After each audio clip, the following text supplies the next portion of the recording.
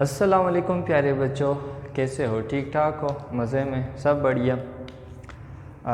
इसमें जो है केमिस्ट्री नाइन्थ में छठा लेक्चर हम स्टार्ट करने जा रहे हैं जो कि यूजेस ऑफ रेडिकल के बारे में होगा। फर्स्ट इसका पार्ट ऑलरेडी हम डिस्कस कर चुके हैं जो कि रेडिकल और जो है इसके फॉर्मेशन के बारे में था। काफ़ी एक डिटेल कॉन्सेप्ट वहाँ पे जो है आपके साथ मैंने डिस्कस किया। जो है हम इस लेक्चर में ये पढ़ेंगे असल में कि एटमॉस्फेयर में रेडिकल किस तरह बनता है, डेली लाइफ में रेडिकल किस तरह जो है हम यूज़ करते हैं। ये पूरा जो कॉन्सेप्ट है यहाँ पे हम काफ़ी डिटेल में डिस्कस करेंगे और जो रिसेंट कॉन्सेप्ट है वो भी यहाँ पे जो है हम इस्तेमाल करेंगे, सही, ताकि आपके लिए एक जो है बैकग्राउंड सा एक आउटलाइन सा बने कि जो है रेडिकल है क्या और एटमॉस्फेयर में इसका क्या रोल है, हमारे डेली लाइफ में क्या रोल है। ये ना हो कि आप सिर्फ जो है थ्योरी के हद तक जो है हम महदूद रहे, सही है। थोड़ा सा बैकग्राउंड यहाँ पे मैं आपका बिल्डअप करने की कोशिश करूँगा, बशर्त कि आप यहाँ पे थोड़ा सा कंसंट्रेट करें, सही है। तो असल में जो टॉपिक सेकेंड पार्ट में जो है रेडिकल का सेकेंड पार्ट हम यहाँ पे डिस्कस करेंगे वो है यूजेस ऑफ रेडिकल के बारे में, ठीक है, यूजेस ऑफ रेडिकल्स के बारे में। अब वैसे तो रेडिकल्स के बहुत सारे यूजेस हैं, अनलिमिटेड, मतलब शायद जो है हमारे पास इसके यूजेस हो। तो तीन जो है सिस्टम में यहाँ पे मैं आपके साथ डिस्कस करूँगा यूजेस ऑफ रेडिकल। पहला सिस्टम होगा एटमॉस्फेयर में जो कि आज का हमारा लेक्चर इसी पे होगा। दूसरा जो है हम डिस्कस करेंगे इसका जो है पॉलीमराइजेशन में, जो कि हमारे डेली लाइफ के साथ रिलेटेड है, जो कि मोस्टली जितने भी आइटम जो है प्लास्टिक के हम इस्तेमाल करते हैं वो पॉलीमराइजेशन से बन रहे हैं। और तीसरा सबसे ज़्यादा इम्पोर्टेंट जो है वो बायोलॉजिकल सिस्टम में होगा, ठीक है। तो एटमॉस्फेयर में जो है भी हमारे पास बहुत तरह के रेडिकल होंगे, सही है। काफ़ी एक वास्ट सा टॉपिक जो है आज मैं आपके साथ डिस्कस कर रहा हूँ, लेकिन इसमें कुछ चीज़ों को हम काफ़ी डिटेल में डिस्कस करेंगे और कुछ चीज़ों को लिमिटेड हद तक जो है हम डिस्कस करेंगे, ठीक है। तो मैंने कहा यूजेस ऑफ रेडिकल बहुत जो है वास्ट तरीके से हम डिस्कस कर सकते हैं, लेकिन इसमें तीन कैटेगरीज में आपके साथ डिस्कस करूंगा। पहले एटमॉस्फेयर में रेडिकल्स बनता किस तरह है और क्या रोल प्ले कर रहा है, कौन कौन से रेडिकल है, और इसके अलावा पॉलीमराइजेशन हमारे डेली लाइफ के साथ रिलेटेड है, और तीसरा बायोलॉजिकल सिस्टम में, सही है। सबसे पहला वाला हमारे पास है एटमॉस्फेयर। जिसको एटमॉस्फेयर के बारे में पता नहीं वो साथ साथ जो है थोड़ा सा नोट भी करे अपने लिए। एटमॉस्फेयर किसी भी जो है लेयर या set of layer of gases को कहते हैं कि किसी भी ऑब्जेक्ट को या फिर किसी भी प्लेनेट को सराउंड कर रहा होगा, सही है। यहाँ पे थोड़ा सा मैं आपके साथ मतलब जो है एटमॉस्फेयर का भी डिस्कस कर लूँ। अब फर्स्ट करो हमारे पास ये अर्थ है, ठीक है, ये अर्थ है। अब अर्थ के सराउंडिंग में जो गैसेस है, फर्स्ट करो ये जो है गैसेस है, इसमें बहुत तरह की गैसेस हो सकते हैं। इसमें कार्बन डाइऑक्साइड हो सकता है, इसमें वाटर वेपर हो सकता है, इसमें ऑक्सीजन हो सकता है, जी शाबाश, इसमें नाइट्रोजन हो सकता है। बहुत तरह के जो है हमारे पास गैसेस हो सकते हैं, ठीक है। ये तो नेचुरल अकरिंग गैसेस है जो कि ऑलरेडी हमारे एटमॉस्फेयर में है, नेचुरली है। बाकी इसके अलावा जो है ह्यूमन मेड के बहुत सारे ऐसे गैसेस है जो कि ह्यूमन के एक्टिविटीज़ की वजह से एटमॉस्फेयर में रिलीज हो रहे हैं, ठीक है। अब इसी एटमॉस्फेयर में एक जो है रेडिकल आपके साथ मैं डिस्कस कर रहा हूँ, वो जो है हमारे पास क्या है, वो है हाइड्रोक्साइड रेडिकल, ठीक है। ये इस तरह का हाइड्रोक्साइड रेडिकल असल में क्या है, इसमें एक हाइड्रोजन है और एक ऑक्सीजन है, और ऑक्सीजन के ऊपर एक रेडिकल का साइन है। अगर आपको मतलब थोड़ा सा आपके बेसिक थोड़ा सा जो है टाइट है बेसिक आपका, तो इसमें आपको पता होगा कि जो ऑक्सीजन है, ऑक्सीजन मोस्टली दो बॉन्ड बनाता है, ठीक है। आप कोशिश करें कि जो है पेन वगैरह और पेंसिल वगैरह आप लेके थोड़ा सा नोट भी करें। जिस तरह ये पॉइंट मैंने आपको बताया, ऑक्सीजन जो है मोस्टली दो बॉन्ड फॉर्मेशन करेगा, दो बॉन्ड बनाएगा। तो यहाँ पे असल में जो है ऑक्सीजन ने अपना एक बॉन्ड बनाया है यहाँ पे, ठीक है। Oxygen to hydrogen single bond है, तो इसका जो दूसरा बॉन्ड है वो भी अभी भी जो है अनसेटिस्फाई, और वो दूसरा बॉन्ड किस तरह बनेगा, वो इस इलेक्ट्रॉन के साथ बन सकता है। प्रीवियस लेक्चर में ये ऑलरेडी मैं आपको बता चुका हूँ कि जो है बॉन्ड फॉर्मेशन किस तरह होगा। बॉन्ड फॉर्मेशन अनपेयर इलेक्ट्रॉन की वजह से होगा, और वही अनपेयर इलेक्ट्रॉन रिस्पॉन्सिबल है रेडिकल का भी, ठीक है। तो यहाँ पे दो बॉन्ड फॉर्मेशन होने का मतलब ये है कि ऑक्सीजन के पास दो अनपेयर इलेक्ट्रॉन है जो कि दोनों रेडिकल की सूरत में होगा। एक इलेक्ट्रॉन इसने हाइड्रोजन के साथ शेयर किए, लेकिन दूसरा रेडिकल इसके ऊपर जो है इस तरह मतलब अभी भी मौजूद है, ठीक है। तो जिसकी वजह से इसको हम कहते हैं हाइड्रो ऑक्साइड रेडिकल। हाइड्रो का मतलब यहाँ पे हाइड्रोजन हाइड्रोजन है, और ऑक्साइड का मतलब यहाँ पे ऑक्साइड मतलब हाइड्रो ऑक्साइड रेडिकल। यहाँ तक समझ में आया।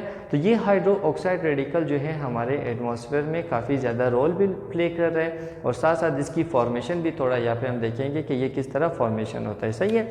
लेयर ऑफ एटमॉस्फेयर का थोड़ा सा मैं आपको बता दूँ ताकि आपको ये भी अंदाज़ा हो कि जो हाइड्रोक्साइड रेडिकल है वो असल में है क्या, कहाँ पे है, सॉरी मतलब एटमॉस्फेयर में तो है, एटमॉस्फेयर के किस पोर्शन में।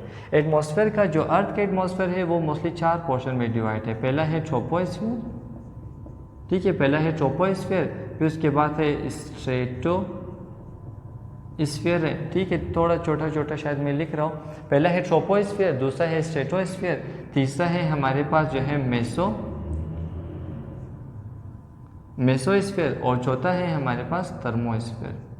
ठीक है, 4 लेयर ऑफ एटमॉस्फेयर हैं, troposphere, stratosphere, mesosphere and thermosphere. जो हमारे पास हाइड्रोक्साइड रेडिकल है वो ट्रोपोस्फीयर में है। ठीक है, ट्रोपोस्फीयर में या स्ट्रेटोस्फीयर में ज़्यादा मतलब ये पाया जाता है। सही है। अब हाइड्रो ऑक्साइड रेडिकल एक ऑक्सीजन और एक हाइड्रोजन और ऑक्सीजन के ऊपर एक रेडिकल का साइन है, इसको हम कहते हैं हाइड्रोक्साइड रेडिकल, और ये एटमॉस्फेयर में हमारे पास मौजूद है। ठीक है, इसकी जो फॉर्मेशन है, अब इसका फॉर्मेशन अगर हम देख ले काफ़ी ज़्यादा तरीक़े हैं इसके फॉर्मेशन का, पूरा जो है नेचुरली है, नेचर ही मतलब इसको जो है बनाता है और इसको दोबारा कंज्यूम भी कर रहा है। सही है। सबसे पहला फॉर्मेशन जो है ये है कि ये हमारे पास वो है फोटोलिसिस। ठीक है, फोटोलिसिस ऑफ वाटर तो आपको समझ में आ रहा होगा, H2O।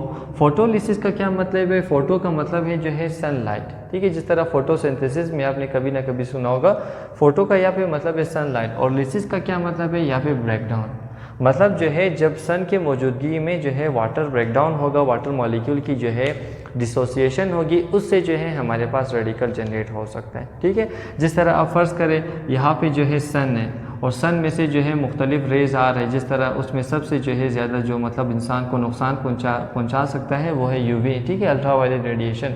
अल्ट्रावायलेट रेडिएशन क्या करेगा? क्योंकि एटमॉस्फेयर में आपको पता है वाटर वेपर्स होगी, ह्यूमिडिटी होगा, नमी होगा। ठीक है, तो इसका मतलब ये है कि एटमॉस्फेयर में हमारे पास वाटर मॉलिक्यूल होंगे। इस तरह ऑक्सीजन है और यहाँ पे एक हाइड्रोजन है और दूसरा यहाँ पे दूसरा हाइड्रोजन। ठीक है, तो क्या होगा जब ये अल्ट्रावायलेट रेडिएशन जो है वाटर के साथ मतलब लगेगा या वाटर इस अल्ट्रावायलेट रेडिएशन को एब्जॉर्ब करेगा, तो एब्जॉर्प्शन की वजह से क्या होगा, यहाँ पे हाइड्रोक्साइड रेडिकल जनरेट होगा।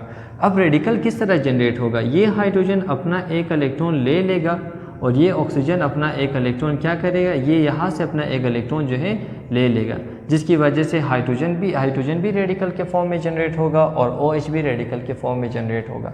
तो यहाँ पे जो है हमारे पास प्रोडक्ट में क्या आता है, एक जो है हाइड्रोजन रेडिकल आएगा और दूसरा भी हमारे पास इस तरह हाइड्रोक्साइड रेडिकल जनरेट होगा। तो यहाँ पे फोटोलिसिस जो है सनलाइट की मौजूदगी में, सनलाइट के UV लाइट की मौजूदगी में जो है हमारे पास क्या हुआ, ये वाटर की स्प्लिटेशन हुई। वाटर स्प्लिट हुआ 2 चीज़ में, एक हाइड्रोजन रेडिकल में और एक OH रेडिकल में। अब ये जो मेथड ऑफ स्प्लिटेशन है ये क्या है? ये हमारे पास था आयनाइजिंग रेडिएशन का। ठीक है, क्योंकि ये जो रेस है ये आयोनाइज कर सकता है, इसमें इतनी काबिलियत है, इतनी पावर है, इतनी एनर्जी है कि वो जो है वाटर को स्प्लिट करके एक H+ में और एक OH नेगेटिव में जो है कन्वर्ट कर सकते हैं। ठीक है, ये मेथड कहाँ पे जो है मैंने पढ़ाया था, नेक्स्ट वाले जो प्रीवियस लेक्चर था उसमें मैंने आपको बताया था कि जो है आयनाइजिंग रेडिएशन है, एक ऐसा रेडिएशन है, एक ऐसा जो है हमारे पास रेस है जिसमें इतनी एनर्जी होती है, इतनी काबिलियत होती है कि वो जो है किसी भी मतलब बॉन्ड को डिसोसिएट कर सकता है, उसको तोड़ सकता है, जिसकी वजह से हमारे पास रेडिकल फॉर्मेशन होगा। और साथ साथ मैंने आपको ये भी बताया था कि ये क्लीवेज कौन सा क्लीवेज है, क्या ये होमोलाइटिक क्लीवेज है या हेट्रोलाइटिक क्लीवेज है? यहाँ पे जो हुआ है ये हेट्रोलाइटिक है। क्यों? क्योंकि जो मॉलिक्यूल है हमारा वो क्या है, वो है हेट्रोलाइटिक मॉलिक्यूल, हेट्रोजीनियस मॉलिक्यूल है, जिसकी वजह से जो स्प्लिटेशन होगा, जो हमारे पास जो ब्रेकडाउन होगा वो क्या होगा, हेट्रोलाइटिक क्लीवेज होगा। एक तो ये मेथड हुआ जिसकी वजह से जो है हमारे पास हाइड्रोक्साइड जनरेट हो सकता है। इसके अलावा सेकेंड मेथड हमारे पास हो सकता है फोटोलिसिस ऑफ HNO2। ठीक है, HNO2 क्या है? हमारे पास नाइट्रस एसिड कहते हैं, नोट करें अपने लिए शाबाश। HNO2 ये हमारे पास नाइट्रस एसिड है। ठीक है, अब फोटोलिसिस दोबारा जो है सनलाइट की मौजूदगी में HNO2 जो है क्या होगा, उसकी फोटोलिसिस होगी, जिसकी वजह से हमारे पास क्या होगा, जनरेट होगा हाइड्रोक्साइड रेडिकल। अब बार बार इस फोटोलिसिस को जो है आप गौर करें, ये फोटोलिसिस एटमॉस्फेयर में ही हो रहा है, क्योंकि जो है ये एटमॉस्फेयर है, मतलब काफ़ी अर्थ सरफेस से ऊपर है, तो वहाँ पे जो है अल्ट्रा वायलेट रेडिएशन पहुँचने के चांसेस हैं, जिसकी वजह से जैसे ही ये HNO2 जो है हमारे पास अल्ट्रा वायलेट रेडिएशन को एब्जॉर्ब करेगा, उस एब्जॉर्प्शन की वजह से ये टूट सकता है और हमारे पास हाइड्रोक्साइड रेडिकल जनरेट हो सकता है। अब शायद सवाल ये भी आपके जहन में आ रहा होगा कि मतलब ये जो खुद वाटर तो समझ में आ रहा होगा, ठीक है, H2O आपको समझ में आ रहा होगा कि मतलब ये एटमॉस्फेयर में हो सकता है। अब ये HNO2 कहाँ से आया है? HNO2 जो है असल में इसको कहते हैं नाइट्रस एसिड, ठीक है, और नाइट्रस एसिड हमारे पास इसकी जनरेशन किस तरह होती है एटमॉस्फेयर में? ये असल में जब जो है हम हाई टेम्परेचर कंबस्शन इंजन वगैरह जब हम इस्तेमाल करते हैं, जिस तरह डीजल इंजन हुआ, डीजल इंजन काफ़ी हाई टेम्परेचर पे ऑपरेट करता है, तो जिसकी वजह से वहाँ पे जो है नाइट्रोजन डाइऑक्साइड प्रोड्यूस होने के चांसेस हो सकते हैं, ठीक है। नाइट्रोजन डाइऑक्साइड असल में एक तरह का वेस्ट गैसेस है जो कि मुख्तलिफ इंडस्ट्रीज़, मुख्तलिफ व्हीकल से जो है इमिट हो सकते हैं, हमारे एटमॉस्फेयर में आ सकते हैं। तो आप जो है इस तरह कह सकते हो कि जो है नाइट्रोजन डाइऑक्साइड असल में जो है एटमॉस्फेयर में आ रहा है, ठीक है। सपोज यहाँ पे थोड़ा सा बैकग्राउंड में आपको बता दो, नाइट्रोजन डाइऑक्साइड, और यही नाइट्रोजन डाइऑक्साइड क्योंकि एटमॉस्फेयर में हमारे पास क्या है, एटमॉस्फेयर में वाटर है, तो यही नाइट्रोजन डाइऑक्साइड जो है H2O के साथ हमारे पास रिएक्ट करके किस चीज़ को जनरेट कर रहे हैं, दो चीज़ यहाँ पे फॉर्मेशन होगा, एक HNO3 होगा और प्लस एक HNO2 होगा, ठीक है। इस रिएक्शन को बैलेंस करने के लिए यहाँ पे अगर मैं एक 2 लगा तो आई थिंक मतलब कंप्लीट होगा। 2 नाइट्रोजन यहाँ पे है, तो एक नाइट्रोजन यहाँ पे, एक नाइट्रोजन यहाँ पे, 2 2 4, 4 ऑक्सीजन और 1 ऑक्सीजन यहाँ पे, 5 ऑक्सीजन, 2 ऑक्सीजन यहाँ पे, 3 ऑक्सीजन यहाँ पे, तो 5 ऑक्सीजन कंप्लीट है, 2 हाइड्रोजन यहाँ पे तो 2 हाइड्रोजन, ठीक है। तो इस तरह जो है असल में ये नाइट्रोजन डाइऑक्साइड कहाँ से आ रहा है, ये nitrogen dioxide high temperature combustion engine में से आ रहा है, और ये वाटर ऑलरेडी एटमॉस्फेयर में है, जिसकी वजह से रिएक्शन होने के बाद एक HNO3 बनेगा, इसको हम कहते हैं नाइट्रिक एसिड, और एक HNO2 बनेगा, इसको हम कहते हैं नाइट्रस एसिड।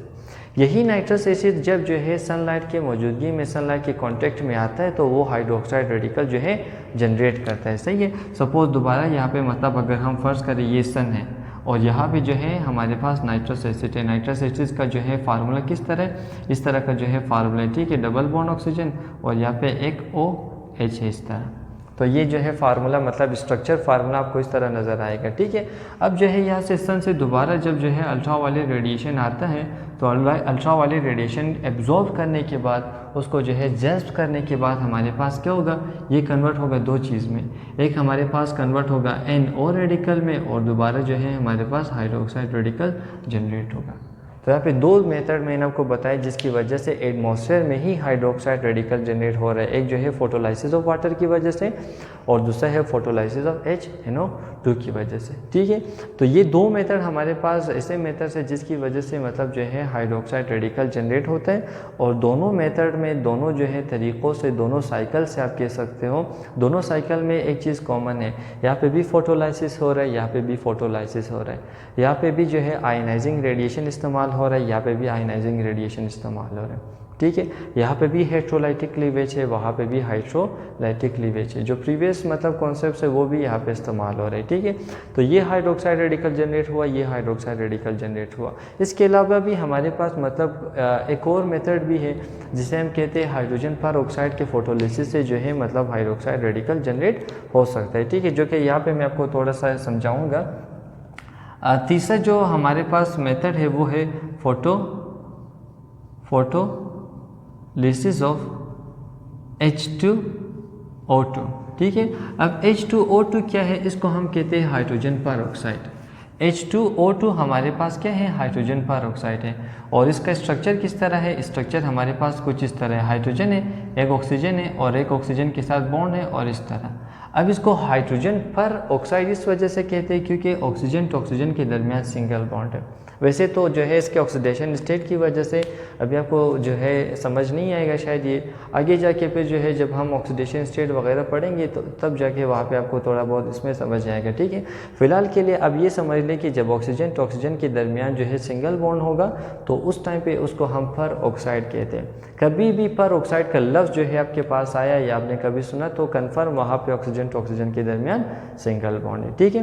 तो ये हाइड्रोजन पर ऑक्साइड जो है हमारे पास एटमॉस्फेयर में ऑलरेडी एग्जिस्ट कर रहा है। इसका भी एक सोर्स है, जिस तरह यहाँ पे मैंने आपको बताया कि नाइट्रस एसिड कहाँ से आ रहे हैं, इसी तरह जो है जो है HOOH जिसे हम कहते हैं हाइड्रोजन पर ऑक्साइड, इसका भी एक सोर्स है।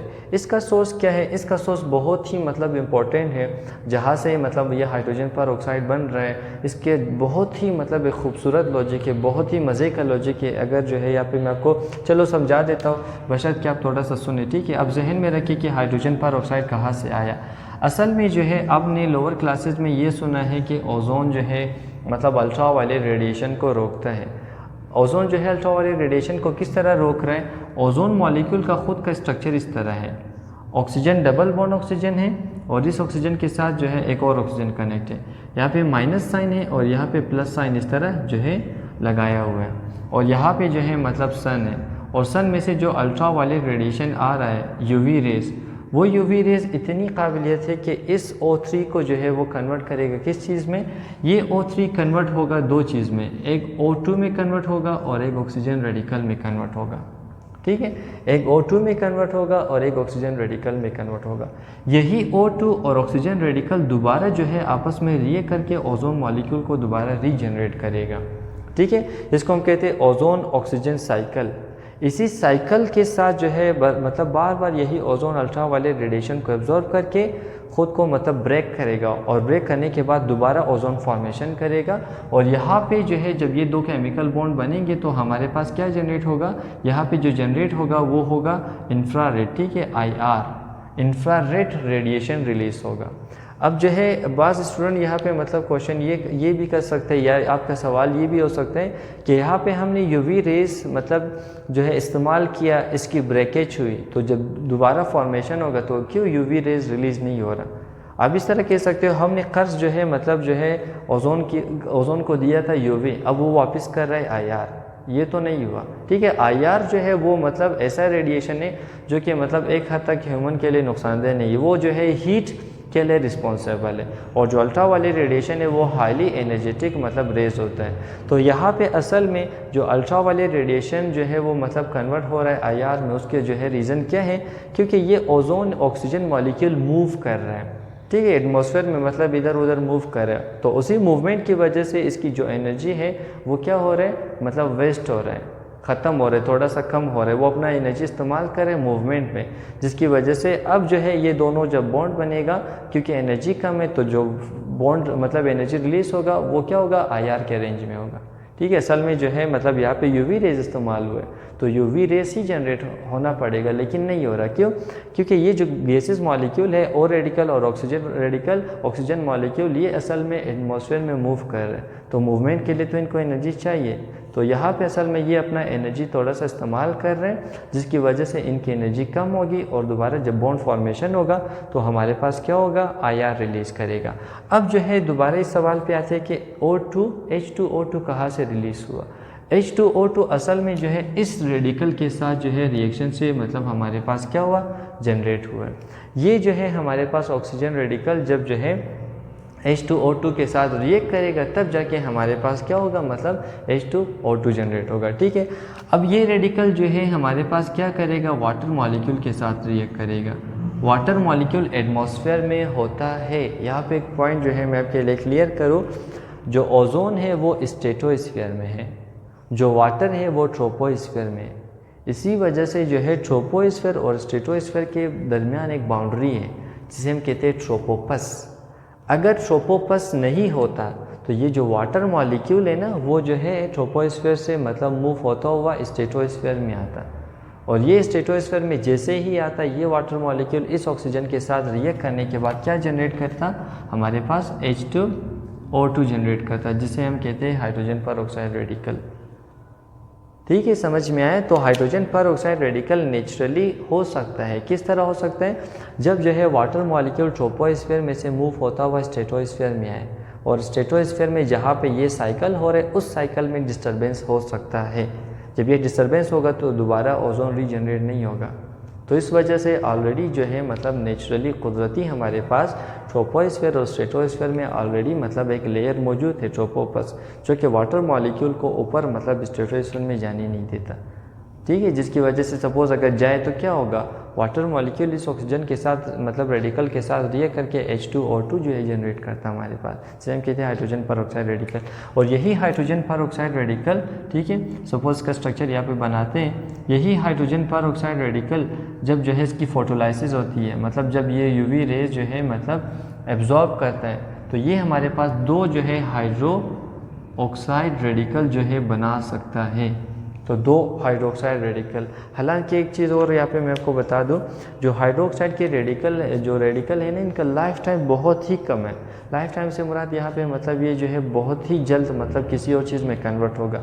इसको कहते हैं तकरीबन इसका जो लाइफ है ना वो सेकंड्स में, मतलब सेकंड्स में जो है ये ख़त्म हो कि किसी और चीज़ में कन्वर्ट हो सकता है। तो इस पॉइंट से आप ये भी मतलब देख सकते हो कि इसकी जो रिएक्टिविटी है वो कितना ज़्यादा है, जो कि पिछले वाले लेक्चर में मैंने आपको बताया था कि जो है रेडिकल की जो केमिकल रिएक्टिविटी है वो काफ़ी ज़्यादा स्पीड है। क्यों? क्योंकि इनके पास अनपेयर इलेक्ट्रॉन होता है। ठीक है, अब यही हाइड्रोक्साइड रेडिकल, जितना मैंने आपको यहाँ पे लंबा चौड़ा जो है लेक्चर दिया कि मतलब फोटोलाइसिस ऑफ वाटर हुआ, फोटोलाइसिस ऑफ नाइट्रस एसिड हुआ, फोटोलाइसिस ऑफ हाइड्रोजन पर ऑक्साइड हुआ। ठीक है, अब ये हाइड्रोक्साइड रेडिकल को हम डिस्कस क्यों कर रहे हैं एटमॉस्फेयर में? आप जो है बिलीव नहीं करेंगे कि जो हाइड्रोक्साइड रेडिकल है ना वो जो है मतलब एनुअली मेट्रिक टन से ज़्यादा गैसेस को रिमूव करने में मतलब हमें हेल्प करता है।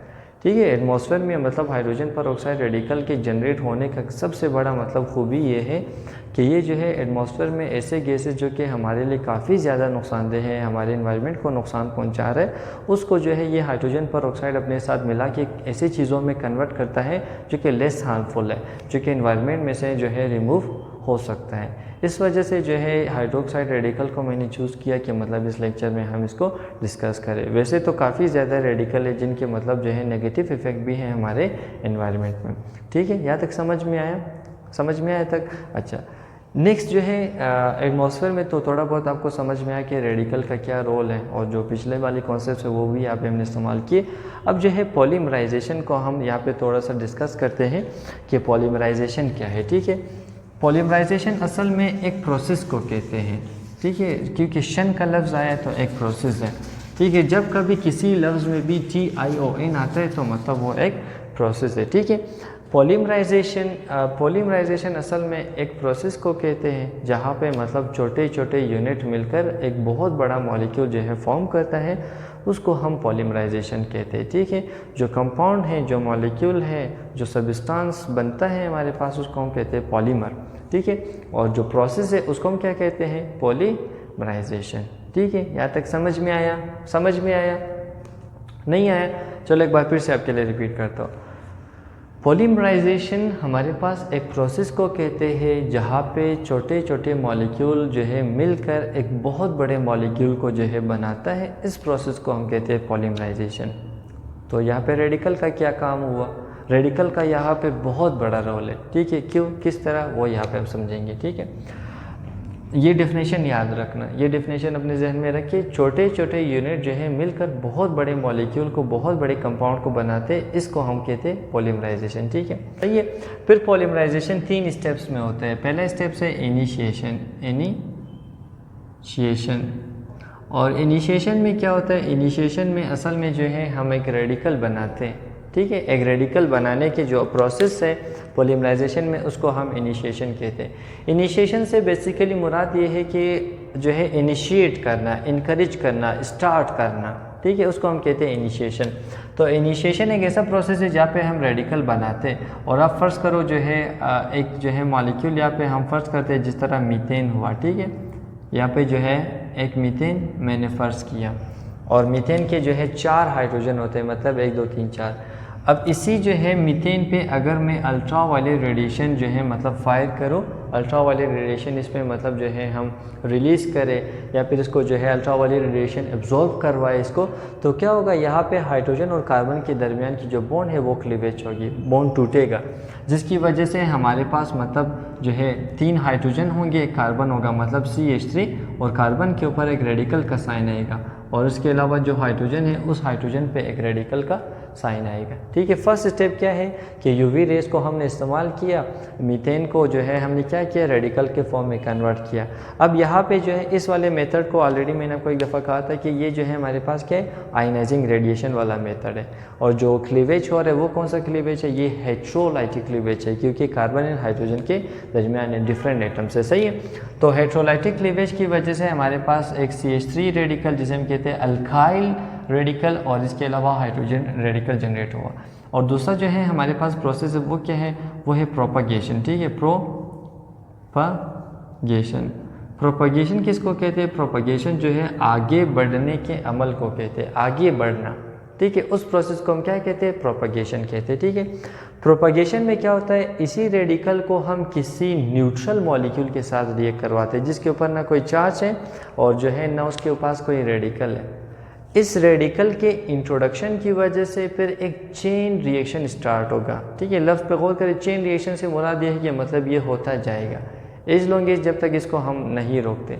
सही है, तो आप फ़र्ज़ करो जो है इस मॉलिक्यूल को जो है मैं रिएक्ट करवाता हूँ CH2 डबल बॉन्ड CH2 के साथ, और यहाँ पे मैंने मतलब इसको रिएक्ट करवाया CH3 रेडिकल के साथ। अब इस रेडिकल के मौजूदगी की वजह से क्या होगा, ये जो मतलब कार्बन टू कार्बन के दरमियान बॉन्ड है ना, ये टूट जाएगा।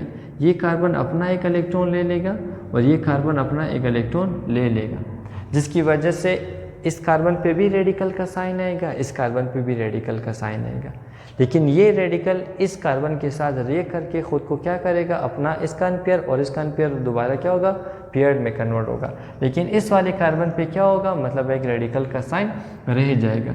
इसका मतलब ये है कि सपोज़ इस CH3 को मैं पहले लिख लेता हूँ, ये रहा ये CH3, इसने अपना एक इलेक्ट्रॉन इस कार्बन के साथ शेयर किया तो ये इसके दरमियान सिंगल बॉन्ड बन गया और ये CH2। ठीक है, और इस CH2 के साथ क्या, सिंगल बॉन्ड के साथ कनेक्ट है। देखो पहले डबल बॉन्ड था, डबल बॉन्ड टूट गया, अब सिंगल बॉन्ड के साथ कनेक्ट है। ये सिंगल बॉन्ड और यहाँ पे CH2 और इसके ऊपर क्या है, एक रेडिकल का साइन है। अब यही मॉलिक्यूल के अंदर अगर हम दोबारा मतलब इथाइलिन इथीन हम ऐड करें तो ये रिएक्शन मज़ीद आगे बढ़ेगा। किस तरह, सपोज ये CH3 ये वाला मॉलिक्यूल लिख रहा हूँ। ठीक है, CH3 CH2 ये रेडिकल का साइन है। अगर इसके साथ हम दोबारा इथाइलिन को रिएक्ट करवाएं CH2 डबल बॉन्ड CH2, फिर से वही रिएक्शन होगा। ये कार्बन अपना एक इलेक्ट्रॉन ले लेगा और ये कार्बन अपना एक इलेक्ट्रॉन ले लेगा। ये इलेक्ट्रॉन लेने के बाद इसके साथ बॉन्ड फॉर्मेशन करेगा जिसके दरमियान CH2 बॉन्ड बनेगा। लेकिन ये लास्ट वाले के ऊपर क्या होगा, रेडिकल का साइन लगेगा। मतलब ये CH2 ये CH3 इसी तरह आया CH3, इसके अलावा CH2 ये CH2 और ये CH2 जो है हमारे पास क्या था, रेडिकल। लेकिन इस रेडिकल ने इसके साथ रिएक्ट किया तो जिसकी वजह से यहाँ पे 1 2 3 4 5 होगा। ठीक है, तो ये CH2 और ये CH2 और यहाँ पे एक CH3, लास्ट में भी हमारे पास CH2 ही होगा। सही है, CH2 रेडिकल। तो दोबारा इसमें अगर हम अल्कीन ऐड मतलब ये इथीन ऐड करें फिर से यही रिएक्शन होता जाएगा और ये चेन आगे आगे जाके मतलब 1000 10,000 मतलब 1000 तक और जो है लाख तक जो है मिलियन तक मतलब ये जो है चेन जा सकता है। इसी चीज़ को हम इस्तेमाल करके डेली लाइफ में मतलब जो प्लास्टिक प्रोडक्ट्स है उसको हम बनाते हैं। सही है, या तक क्लियर हुआ। और टर्मिनेशन, इसका लास्ट स्टेप क्या है, इस स्टेप को हम कहते हैं termination step. Termination step, termination step किस स्टेप को कहते हैं, टर्मिनेशन स्टेप एक ऐसे स्टेप को कहते हैं जहाँ पे इस चेन में हम एक और रेडिकल ऐड करते हैं। देखो उस चेन में मतलब ऑलरेडी रेडिकल है, इसमें एक रेडिकल है, इसमें भी एक रेडिकल है। ये जो रिएक्शन आगे बढ़ रहा है इसको हम किस तरह स्टॉप कर सकते हैं, इसमें आप एक और रेडिकल डाल दें। जब एक और रेडिकल डालेंगे तो जो रिएक्शन है वो स्टॉप होगा। इसी वजह से इस स्टेप को हम क्या कहते हैं, टर्मिनेशन स्टेप कहते हैं। सही है, सपोज जो है CH3